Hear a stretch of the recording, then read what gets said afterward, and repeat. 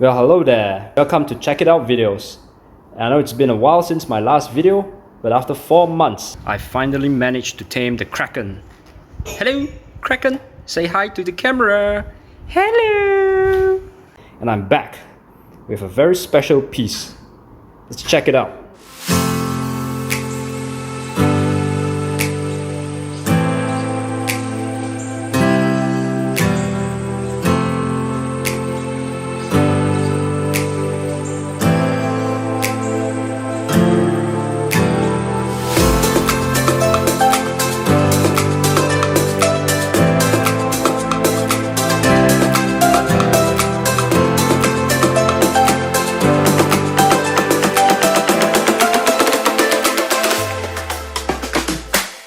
A big thank you for logging on. Now, before starting the review, it would mean the world to me if you would just click the subscribe button in order to keep this channel running. Thank you very much. As you can see on the table, there's some special items I have with me here, because I'm going to talk about a watch that I've never really liked or paid interest to, but it slowly grew on me throughout the years, and seeing it in real life is just truly mesmerizing. So what influenced me on this watch? Well, mostly thanks to my buddy Tim. Shout out to him for lending me his watch. This is his Seamaster Professional Divers 300M. It's because 300 meters of water resistance. And like all things influenced by James Bond, I've never really had interest in that, or that. Thanks to Peyruis Brosnan, he played a big influence in the role of making this watch cool. Never liked it, but after watching it, just in love with it. I do wish that this could, actually shoot laser, pew pew, or turn the bezel and stuff would explode. Yeah. Marketing aside, I know Omega loves to milk the stuff out of things like space and James Bond on their watches. But in reality, this is a really decent watch. So let's get into the specs. And it really punches above its weight for this price point for a master chronometer watch. So I'm sure you might have heard this 1,000 times in other videos, but I'm just going to repeat the facts that this master chronometer uses a coaxial escapement. So don't know if you can see it here. It's kind of hard to find that little regulator ticking. Basically, there's just one more fork in Ruby that regulates the timepiece, which it's supposed to prolong the service intervals of this movement. So Master Chronometer certified, it's running on 0 to +5 seconds a day, and you can actually check the specs out in the website. Each Omega that's certified with Master Chronometer comes with a card, so you can view it on the Omega website, register and view it for this specific piece on how it performed in the testing on each position. And that's really cool, something Rolex won't give to you. It beats at a rather unusual 25,200 vibrations per hour. Has a balance bridge free-sprung balance wheel, silicon balance wheel, anti-magnetic to 15,000 gals. So I'm not sure why would you be in an environment of 15,000 gals unless you're an engineer. So that's just really over-engineered for daily use. So no problems there going through the airport customs. Has 35 beautiful jewels and a really beautiful movement, as you can see. By the way, just a quick tip, in order to spot some of those really good replicas out there of this piece, one of the telltale signs is when you flip over to the back, you can see the movement. It's a tiny screw there. Okay, so the copy of this does not have that screw at the end. So that's one of the main telltale signs to spot a real between a fake and a real Omega Seamaster. And proportion of this watch is fairly big. It's more on the bigger side. It's got a 42mm case, lug to lug of 50mm, and a thickness of about 13.5mm. We've got ceramic bezel insert and dial enamel, white enamel markings on the bezel, and you can see this is actually a very reflective environment I'm filming in. I'll compare it with this one over here. You can see the difference, how reflective the lighting is at the moment. You can see here There's almost no crystal between the indices and the hands of the watch. Look at that. Anti-reflective coating. It's insane. And with the Omega, there's almost zero reflection. All that reflection you're looking at is actually coming from the dial itself because of its reflective nature of ceramic. Because of the reflection is actually coming from the dial instead of the crystal. Because as you know, Omega uses anti-reflective coating on both the inside and the outside on the sapphire crystal. So this is a pro and con, as you may have noticed that other videos.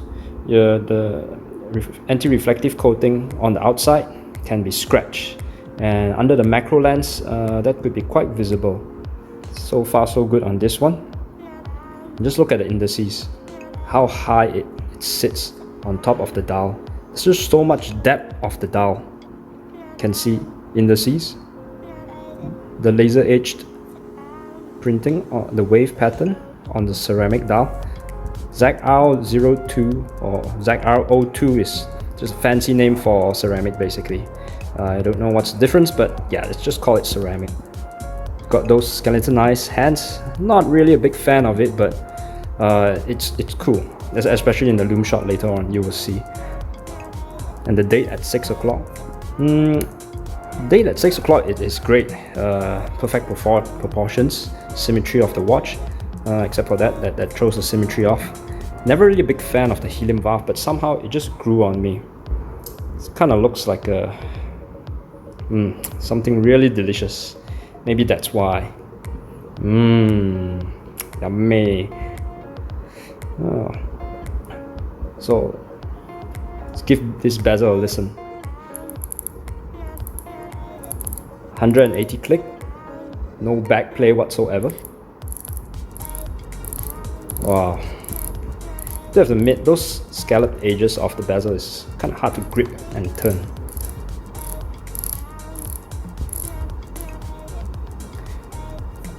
Another thing I realized is the date window. The date, it's cool, and I really appreciate the fact for Omega having the date view matching color with the dial and the overall watch. But it seems like it sits quite low, as in like you see the gap between the dial and the date view. That kinda throws it off, but that's just me nitpicking. Many of you are saying out there, you don't need a date on a dive watch, but to me this really comes in handy. I'm an open water diver and I do have my logbooks, so after every dive I'm required to fill in my logbook on what I see, what I saw, blah blah blah, how much oxygen I consume, and the date and the time. So dates on a diver, yeah, I think it comes in pretty handy. It's not a redundant feature. Moving on to bracelet of this piece. It's not everybody's cup of tea, this one. It's a 20 mm lug width, and it goes all the way around. It does not taper at all. It's 20 mm all the way, and 21 mm, about 21 mm on the buckle, and drops back down to 20 mm to the other side. So it's quite a chunky piece, I'd say. I wouldn't go with this piece for desk diving, because this would be scraping all over my computer and keyboard. Milled out, solid clasps. And with this, you've got a diver extension. Yeah. Because we're still pretending we dive with these watches. As you can see, I've got on my dive suit. Yeah, it's really hot here, the tropical climate of Malaysia. I'm doing it for you guys. So, see how the diver extension will fit over this dive suit. Okay, careful not to scratch it. This is not my watch. A little more.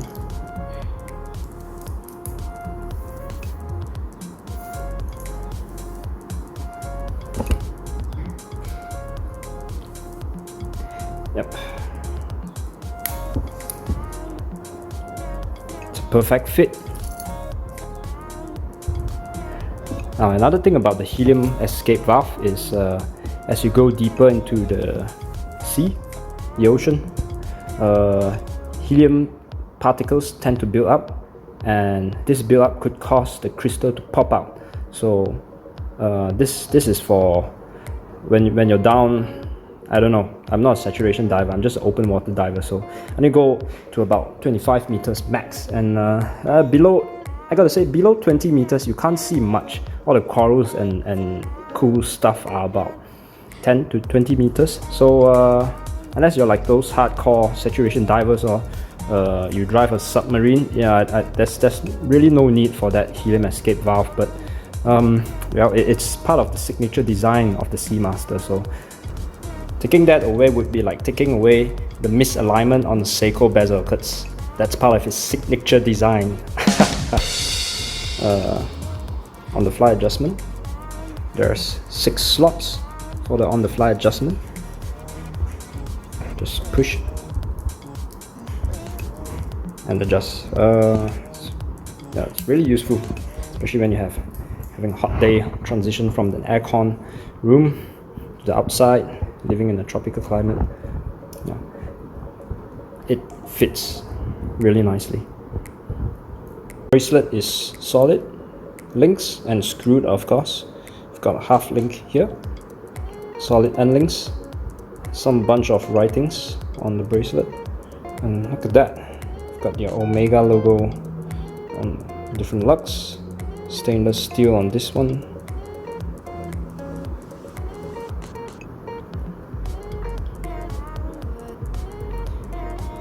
I was never really a fan of the bracelet appearance wise and spec sheets on the paper, but when I tried it on in person, it feels really good. The way it folds, it does not curve at all. The links are all straight, but the flexibility of it's pretty comfy, but it's a real chunky piece. So this is quite a chunky piece at 42 mm and 50 lug to lug. It fits pretty well on my 16 centimeter wrist, or 6¼ inch if you're in the States. It sits well on the wrist for a diver, though most of my diving is done on the desk. You've got your screw down crown, beautiful signed Omega crown. Let's give this guy a little whine. Crown guards. Grip on this crown is decent, it's not too bad. It's really tight. See it popping. Oh, it's really smooth winding movement.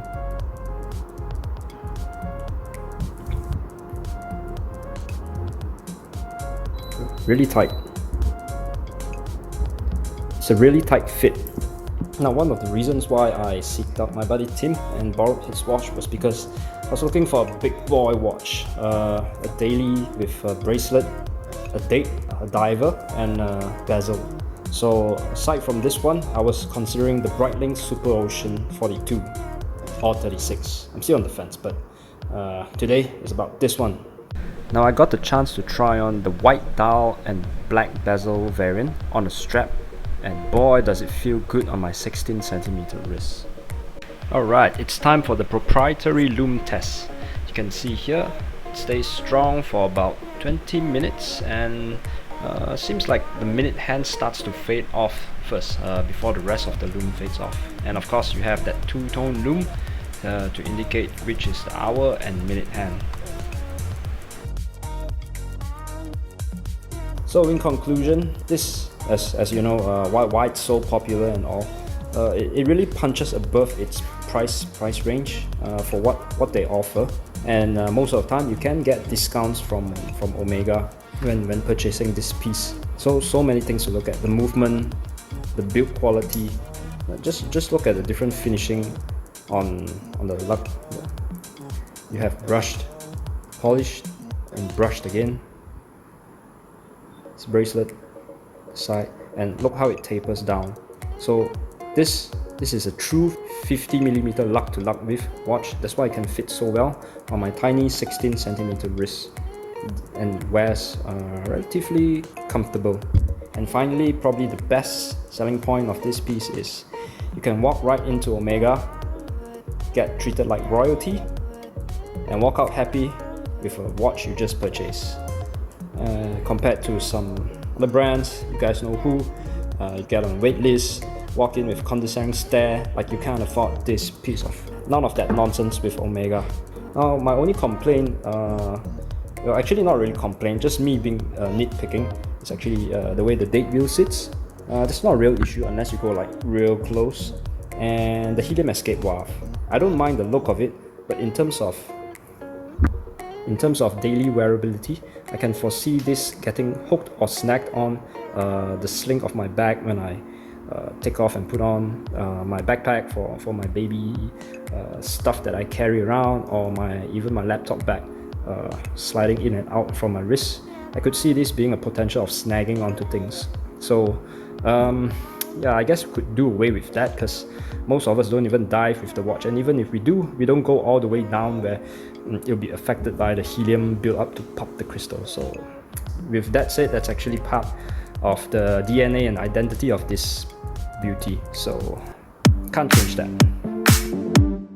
Sexy time.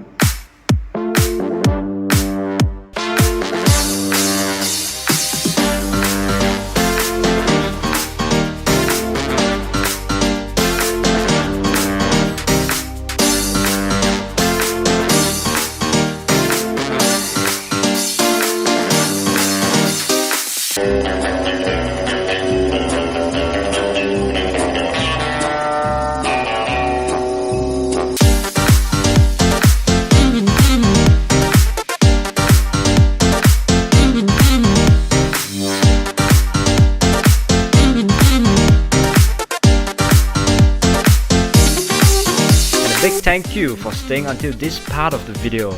Up next will be a short excursion to the Hourglass for the very exclusive launch of the new Girard Peyruis watch. So subscribe for more good stuff coming on.